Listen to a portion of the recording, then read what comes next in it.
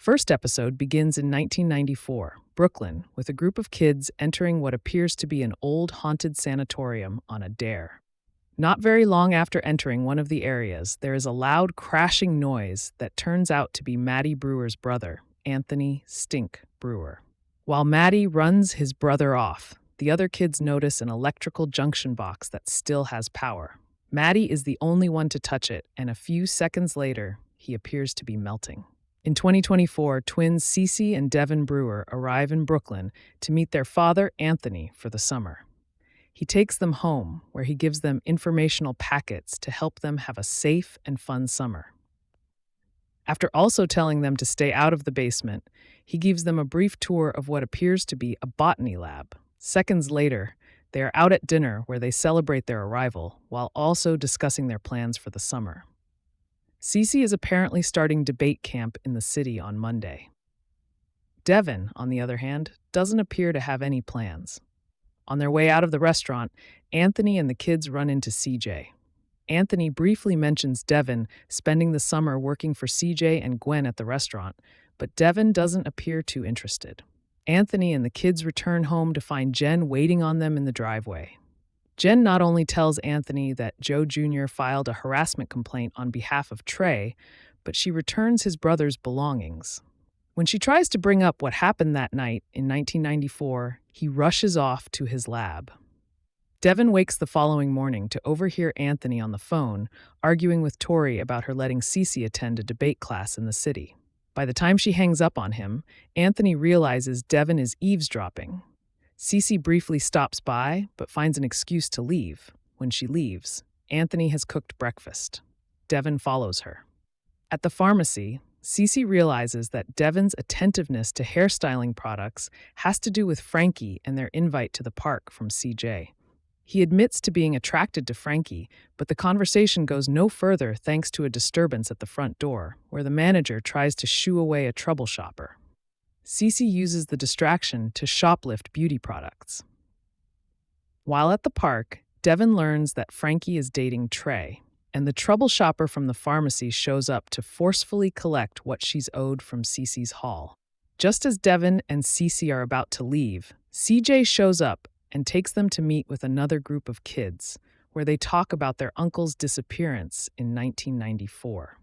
It immediately becomes clear that Cece and Devin aren't comfortable talking about the disappearance, but at the same time, Frankie is drawn to the fact that it doesn't scare Devin. Trey also picks up on this and tries to embarrass him by daring him to visit the place where his uncle disappeared. Cece is even more uncomfortable with Devin going into the room where their uncle disappeared and tries talking him out of it, but he is dead set on impressing Frankie and showing Trey up. Trey becomes frustrated the longer Devin stays in the room, and when the others aren't looking, he finds a hidden electrical panel and uses his bolt cutters to short out some of the contacts, killing the electricity.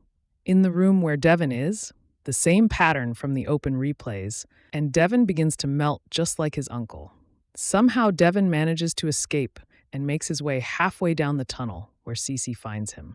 The following morning, Devin doesn't remember anything but going into the tunnel.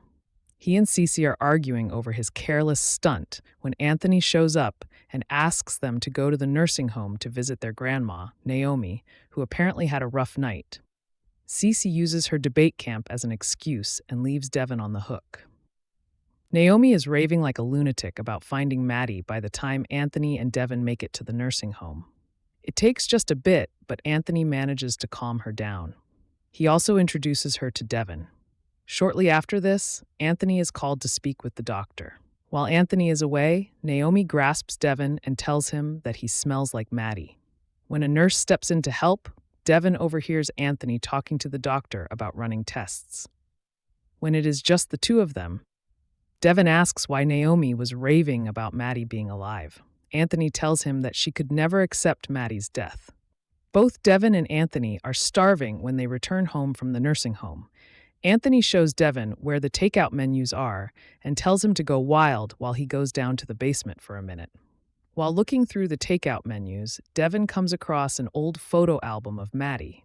At the same time, Anthony finds an oil dirt stain on the B-Site boy's t-shirt Maddie was wearing when he disappeared. He scraps a sample to look at under the microscope. When looking through the photo album, Devin has a flashback of seeing Maddie. He tries to tell Anthony about it, but the sample taken from Maddie's shirt has literally started coming to life in the form of a small plant. Before Anthony knows it, the small plant is a huge vine and dragging him all over the basement. Devin also starts hearing a loud humming sound, which prompts him to flee outside and call Cece. While he's outside, the vine grows up through the sewer and drags Devin down into it. It begins to choke him and nearly subdues him, but he manages to grab a steel pipe and hits a clamp holding a steel grate. The grate falls onto the vine and causes it to retract all the way down to the sample form. Devin wakes and has no idea as to how he got to where he is, and Anthony develops a rash all across his inner forearm. The episode ends with Jen studying an evidence board of Maddie's disappearance.